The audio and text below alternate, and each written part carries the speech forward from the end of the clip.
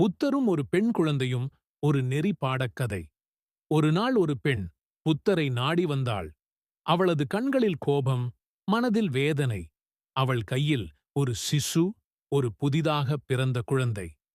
அவள் புத்தரிடம் பாய்ந்து வந்து சொன்னாள், இந்த குழந்தையின் தந்தை நீதான். இப்போது என்ன செய்வாய்? புத்தர் அமைதியாக இருந்தார். எதையும் மறுத்தவையும் இல்லை, ஏற்கவும் இல்லை.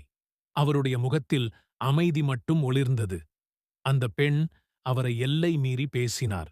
அவரை வசைபாடினார். ஆனால் புத்தர் ஒரு வார்த்தையும் பேசவில்லை. அந்த கூட்டத்தை பார்த்த மக்கள் கோபமடைந்தனர். இவள் பொய் கூறுகிறாள் என கூறினார்கள். அந்த பெண் யாரும் எதிர்வினையளிக்காததும், புத்தர் சிந்திக்காமல் அமைதியாக இருப்பதையும் பார்த்தாள். சில நிமிடங்களில் அவளது மனம் குழம்பியது. நான் பொய் சொன்னேன் என்று சொல்லி குழந்தையையும் விட்டு நெகிழ்ந்து அழத் துவங்கினாள். நான் உங்களை பரிசோதிக்க வந்தேன். நீங்கள் உண்மையில் சாக்ஷாலமானவர் என்பதை இன்று புரிந்து கொண்டேன். புத்தர் சிரித்தார். ஒருவரின் கோபத்திற்கு பதிலளிக்கவில்லை என்றால் அது அவனிடம் திரும்பிச் செல்கிறது. உண்மை என்றால் அது நிலைக்கும், பொய் என்றால் அதை நிலைக்க வைக்க முடியாது. கதையின் நெறி பாடம். அமைதி என்பது பலத்தின் குறியீடு. பொய்கள், அவதூறுகள் என்றாலும் உண்மையை வாழ்பவன் பொறுமையுடன் இருப்பான்.